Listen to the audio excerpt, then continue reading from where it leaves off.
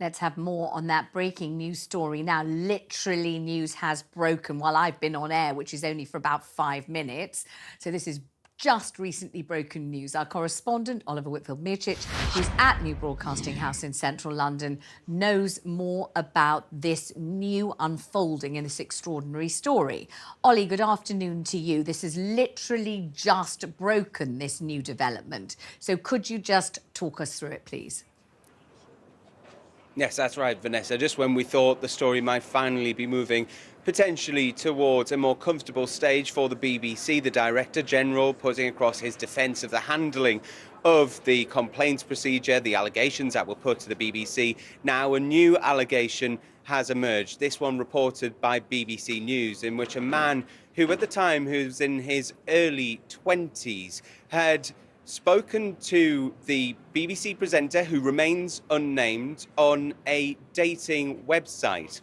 They then moved their conversations onto other social media sites, and this man in his 20s made a joke or made a reference that he might expose who this presenter was online. At that point, it is alleged that the BBC presenter sent expletive-filled messages which were abusive to this young man. Speaking to BBC News, the man in question said he'd been scared by the power that the presenter had and that the threats made in the messages had frightened them. We have contacted BBC's press office in a bid to get a latest statement on these latest allegations, but as this news is just breaking, we don't expect to get that response for at least another 10 or 20 minutes. Now, earlier on today, Tim Davie had held an off-camera briefing with journalists, which talkTV was invited to. We were not allowed to record that remote briefing. We were only allowed to report what was said inside it. And there we heard more details, more of the timeline of what had happened with the person making the first allegation, or I should say the claims surrounding the first person, because the claims came from that person's mother. Now, we know that on May the 18th, that parent went to a BBC building trying to make a complaint. Then the next day, they called up the BBC audience line, a call that lasted 29 minutes.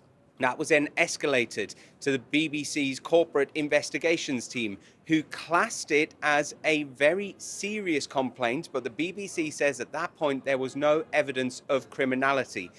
There was then attempts to get back in touch with the family, an email and a phone call, both of which were unanswered. It was then when the Sun came back on the 6th of July, so last Thursday, with the new allegations, that the BBC said that it realised there was then the possibility that laws had been broken. That was the first point that this BBC presenter was spoken to by a senior manager of the British Broadcasting Corporation. Now, there are still questions for the BBC. What was different between the first allegations and the second allegations? What is, or are the BBC's safeguarding policies, the way that it handles complaints, up to scratch? Now, Tim Davie says that that is a valid question. They are going to investigate how fast red flags are brought up to the attention of senior management, potentially changes to the way that the BBC's processes work. This isn't just a story, though, or allegations or a scandal which is affecting the BBC as a corporation. It's affecting its presenters, who have been wrongfully named as the person responsible or allegedly responsible for this. Threats of defamation lawsuits against people online who are making those allegations. But this also got a political element. We already know that the Culture Secretary has held urgent talks with the Director General. It's been raised by politicians from right across the political spectrum. Now the Prime Minister weighing in when he landed in Vilnius on the way to that NATO summit. They're very serious and concerning allegations, and that's why I'm pleased that the Culture Secretary spoke to the Director General of the BBC over the weekend and is confident that the BBC is investigating this both rigorously and rapidly. I think that's the right course of action. We have an existing set of laws that govern free speech and privacy. I think it's important that the BBC conducts this investigation quickly and rigorously, given the concerning and serious nature of the allegations. The second part of that question there, the Prime Minister was asked whether it would be right for a for an MP in the House of Commons to reveal who this presenter is. Remember, we can't reveal that presenter because of privacy and defamation laws. The Prime Minister, they're sort of dodging the question. That is one possibility, that an MP could reveal that name using parliamentary privilege. As things stand, though, all eyes again back on the BBC, more allegations coming to light. And of course, we'll expect to see more information in this evening's edition of The Sun, which has been leading on this story all the way since Friday evening.